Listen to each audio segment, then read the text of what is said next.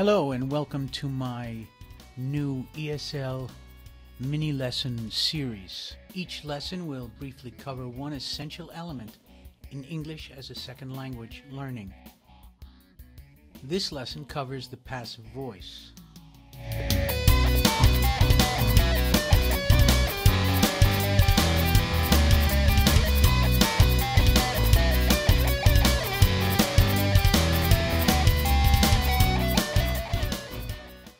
The passive voice is a necessary evil. On the one hand, because it uses the verb to be, it makes for a very weak sounding sentence and should be avoided, especially by fiction writers. On the other hand, there are some cases where you want to make the object of a verb stand out, or you don't need or want to say who did an action. That's where the passive voice comes in. Instead of the traditional subject-verb arrangement of a sentence, the object of the sentence comes first. The original verb becomes the conjugated to be verb plus a participle. And the original subject becomes the agent and goes at the end of the sentence preceded with the word by. Here's a graphic representation, first of a standard sentence and then a passive sentence. If you follow the colors, you can see how things get rearranged. Let's take a little deeper look at exactly how an active sentence can become passive. Let's take a simple sentence like doctors use penicillin. Doctors is the subject, the verb is use, and the object is penicillin. The object, penicillin, moves over into the first position. The verb splits into two parts, the verb to be and a participle of the original verb from the active sentence. In our case, use becomes is used because use is in the present tense and the present third person form of to be is. The original subject, doctors, becomes the agent. It goes at the end of the sentence preceded with the word by. And thus, the active sentence, doctors use penicillin, becomes the passive sentence, penicillin is used by doctors. When a verb takes two objects, verbs such as give, show, ask, offer, and many more, two passive structures are possible. A passive sentence using the direct object, the object that directly receives the action of the verb, and a passive sentence using the indirect object, the object which receives the direct object. Take, for example, the active sentence, I gave the book to Ted. Book is the direct object, Ted the indirect object. From that, we can form two passive sentences. The direct passive, the book was given to Ted, and the indirect passive, Ted was given the book. Now you notice here that I did not use the original subject I, or what we call the agent, at the end of the sentence.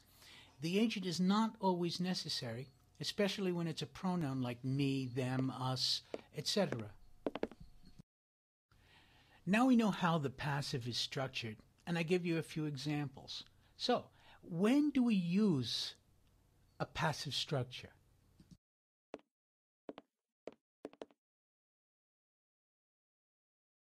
First, we use the passive in place of sentences with generalized subjects. For example, instead of saying they speak German in Germany, we say German is spoken in Germany. Other examples, dollars are used in the US, bananas are grown in the Canary Islands, or Apple products are exported all over the world. When the person or thing that receives an action is more important than who or what does the action, we use the passive.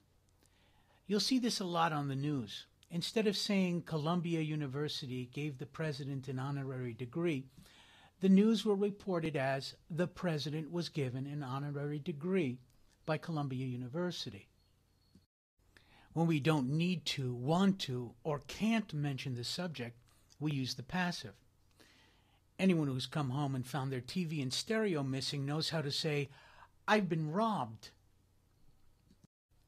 Finally, when writing medical articles, most of the action is done by doctors.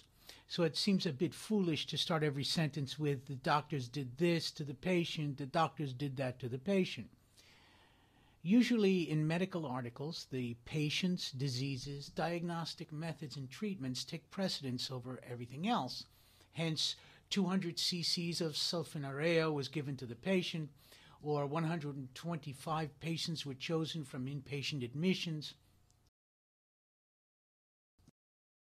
However, when writing the discussion section of a medical article, the active is used. For example, our investigation team determined that this condition had not previously been described. Do not use the passive in fiction or nonfiction writing. In fact, if you keep the grammar checker on when you write in Microsoft Word, all kinds of alarms go off when you write a passive sentence. The reason for this is that passive sentences use the verb to be. It's the weakest verb in the English language because it expresses only that something exists. There is no energy, no action, no excitement in the verb to be, and should therefore be avoided like the plague if you want to keep a reader's interest. As an interesting note to this, there's a literary movement called E-prime. The authors of books using E-prime avoid the use of the verb to be completely.